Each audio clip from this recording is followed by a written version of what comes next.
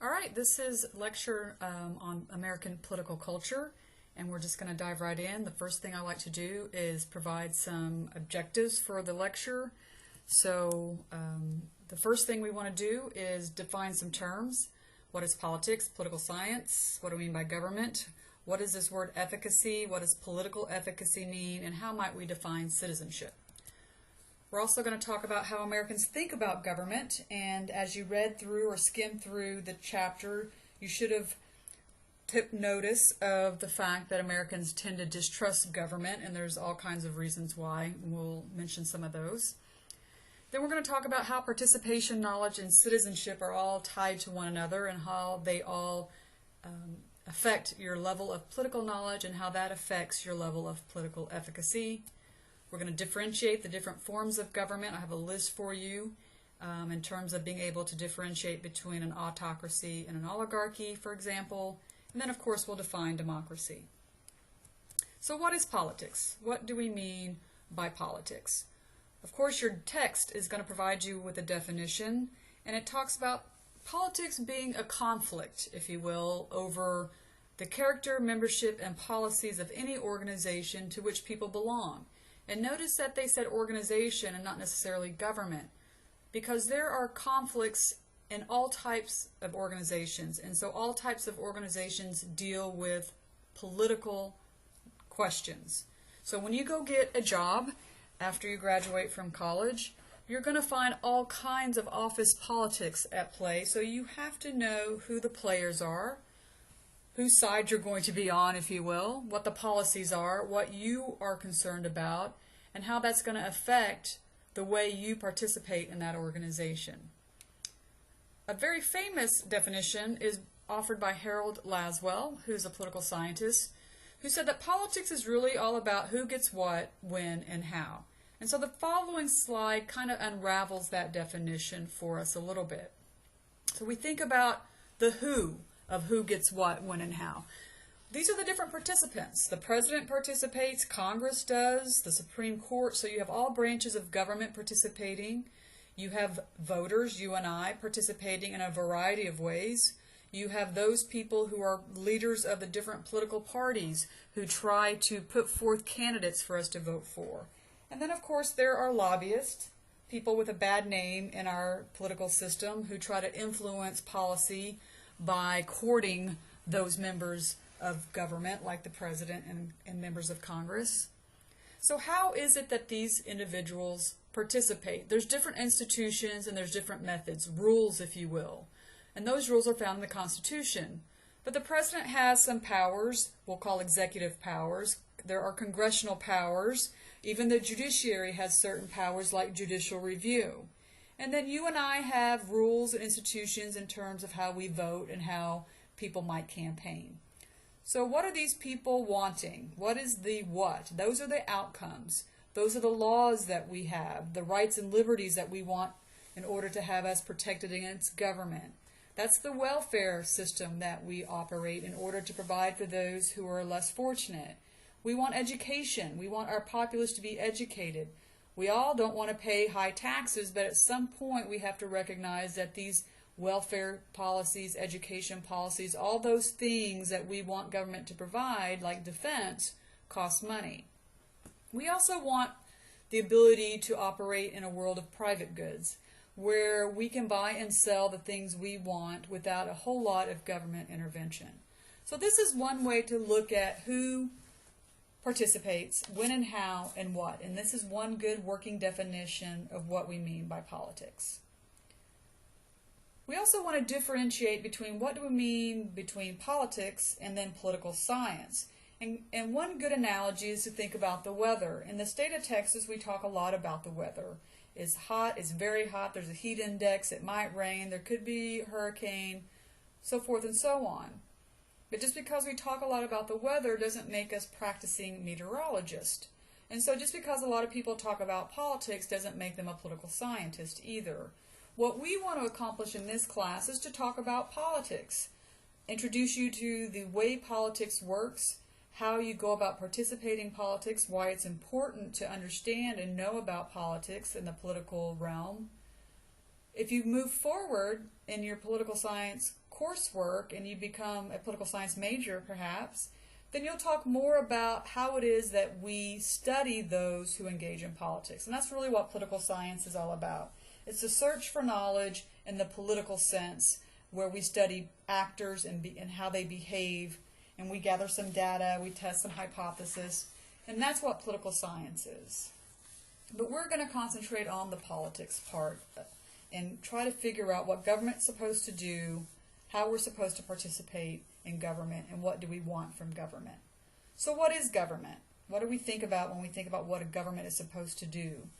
One way to think about that is to look at the preamble to the Constitution, which many of you may have to have recited at some point in a civics class in your past.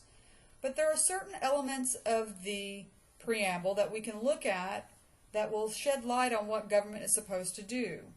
Part of the preamble to the Constitution mentions that it should establish justice and ensure domestic tranquility. That's a fancy way of saying we want to have law and order in our society, basically the social contract. Another part of the preamble mentions that government should provide for the common defense.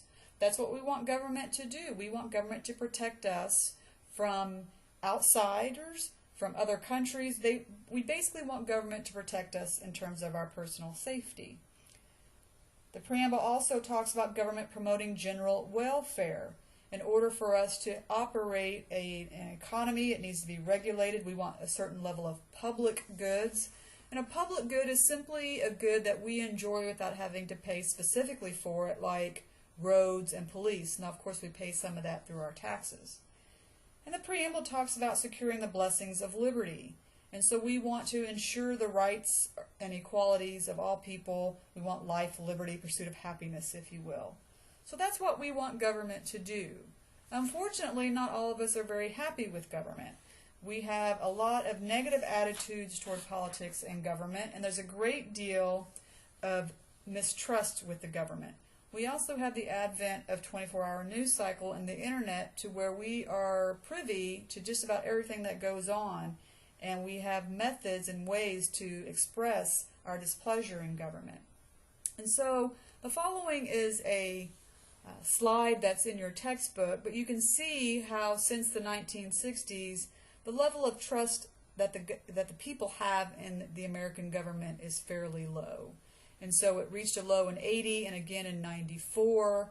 There was an uptick after about 9/11, but since 9/11 there has been a dramatic decrease in the amount of trust in the American government. We've had 2 wars, we've had a recession, we've had major government bailout of corporations, and all of this costs the American taxpayer a great deal of money. Ironically, Americans also expect a lot from government. They may distrust government, but they want the government to do a certain amount of work. So for example, like I mentioned, most citizens want to be kept safe. But we also want our individual liberty and our privacy protected.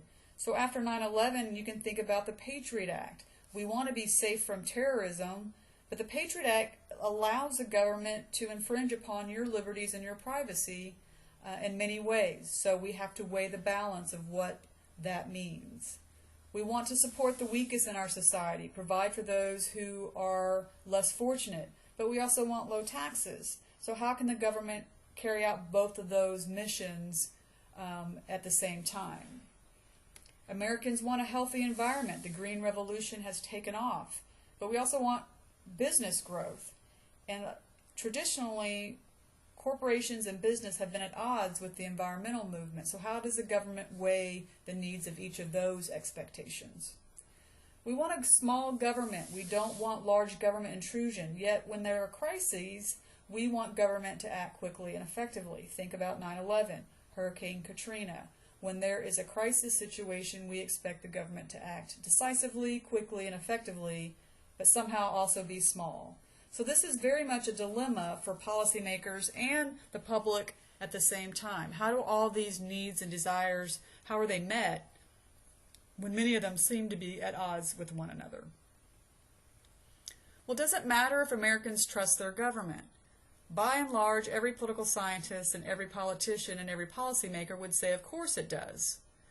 American government is predicated on an informed and active citizenry. And it's those citizens who keep the leaders aware of what the citizens want and hold them accountable at the election time. So if you don't trust government, then you can vote them out. But if you don't trust government, you may not be an informed citizen, which could lead to leaders doing what they want rather than what you want. So even if you're distrustful of government, we still need to be able to know what government is doing in order to hold them accountable. So do you trust government? My guess is the answer is probably no, and that's okay, but we still need to know how government works. And this idea that we don't trust government is probably tied to political efficacy.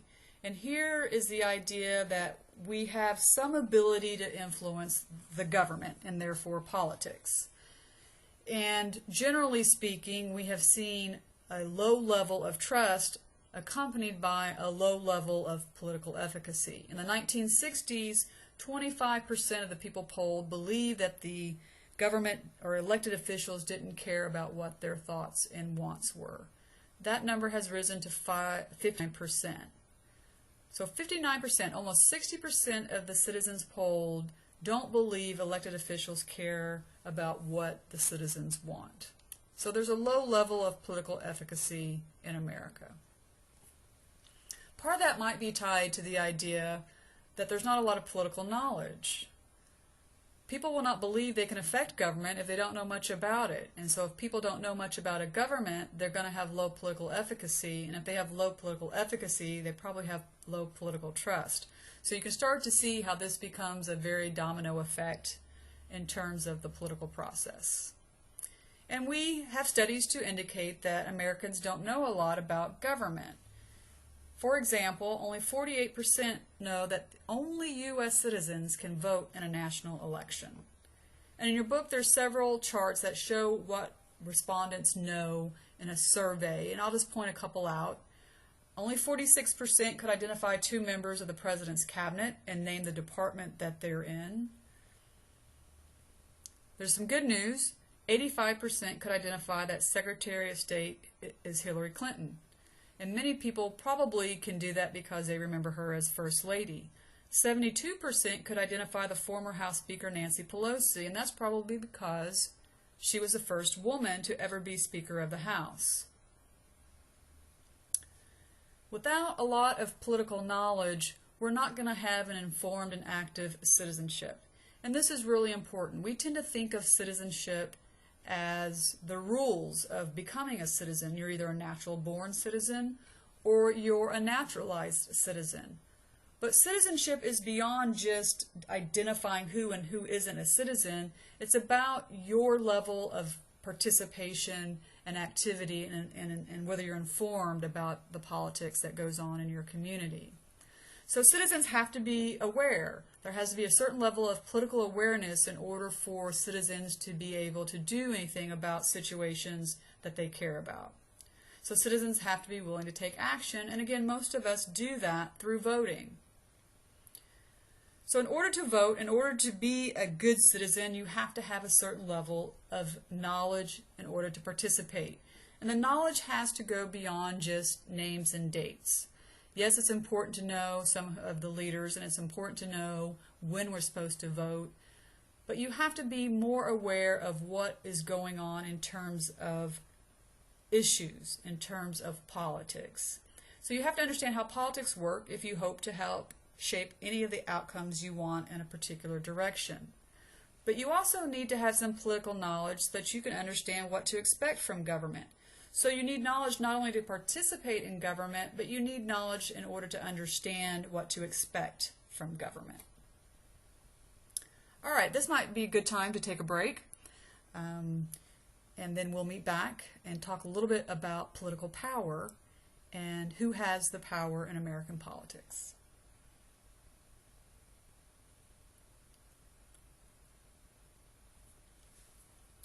All right, if you're back from the break, this is a cartoon that talks about who has power in American politics.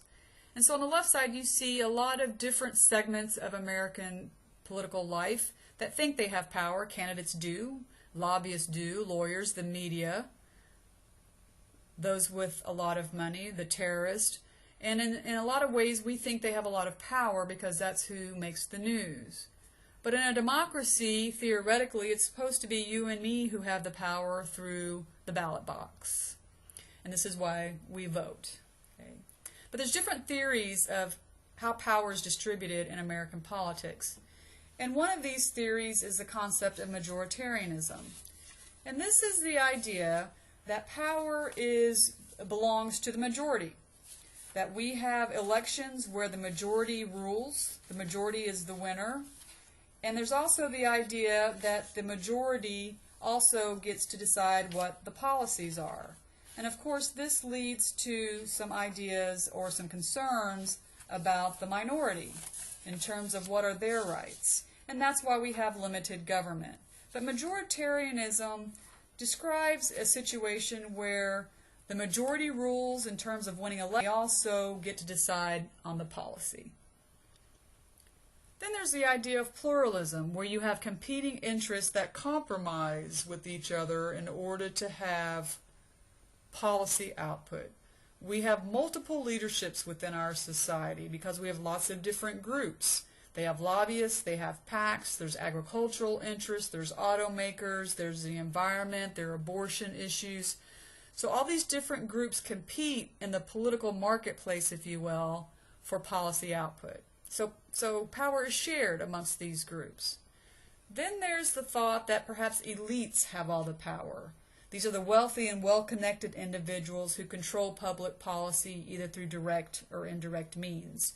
So big corporations, major banks, the military-industrial complex, if you believe that. So it's these elites with all the powers, wealthy individuals who are controlling power in American politics. Then there's the idea that you have a lot of power seated in the bureaucracy. That power resides in the hands of career government bureaucrats. And so think about the red tape of government. If you've ever had to go to the DMV or had any issues with the IRS, the idea that the rules and policies that the administrators run the country, that the bureaucracy is where all the power lies. Well, which one of these describes the United States? In reality, there's elements of each. There are times when the majority rules. There are times when there's compromise coming out in a pluralist fashion. We know there are times when elites get what they want. And there's a lot of times where the bureaucracy decides policy. So there's a combination of these different groups or these different theories to describe how power operates in the American context. We've talked a little bit and all around government, but here's a definition for you. Governments are institutions and procedures through which a territory and its people are ruled. So think about any land, any area, so the United States or the state of Texas, that's the territory and the people in it are ruled by the institutions and the procedures that we all find legitimate. And the government has the right to use force in order to make sure those institutions and procedures are followed. So who actually governs? How much power is granted to the government gives rise to different types of governments, and it's all defined by who has how much power in that government. So think of this as the isms, and we can think of two spectrums. On one hand, we have how much do governments intervene in people's lives, and on the other hand, we can think about how much government intervenes in the economy. And so on one spectrum, if the government intervenes a lot in people's lives and in fact controls just about every aspect of their life, that's a totalitarian form of government. On the other end of that spectrum are libertarians. And a libertarian believes that the only role that government has is to protect life and property. And one of the most visible libertarians right now is Ron Paul, who is running for the presidency in the Republican Party. The other spectrum talks about how government intervenes in the economy. And so a communist form of government is an economic system in which government owns most or if not all major industries, and then they also take responsibility for the overall management of the economy. So communism is an economic description, and it's usually associated with totalitarian forms of government. Way on the other end of that spectrum is capitalism, where you have complete unfettered control of the economy by private industry with very little, if no, government intervention. And pure capitalism doesn't really exist. We live in a world where we have liberalism as our form of government intervention in the economy, where there is some government intervention to regulate the markets and to ensure that monopolies don't exist. Beyond that, there are different types of government, and I have a list here for you that we'll quickly go through, and you'll want to make sure you review from the text. So there are autocracies. These are governments by a single non-elected leader. Think of Hitler, for example. There are governments like oligarchies, where government is by a small group that's not really accountable to the citizenry.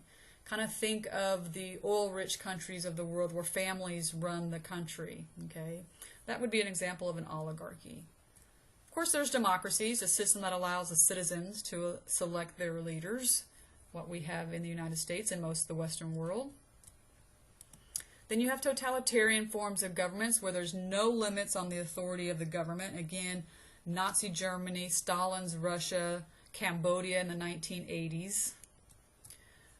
They are different than authoritarian governments that also recognize no limits on their authority of the government, but there are certain institutions within that society that tend to constrain how much power the government really has. So it could be business or the church.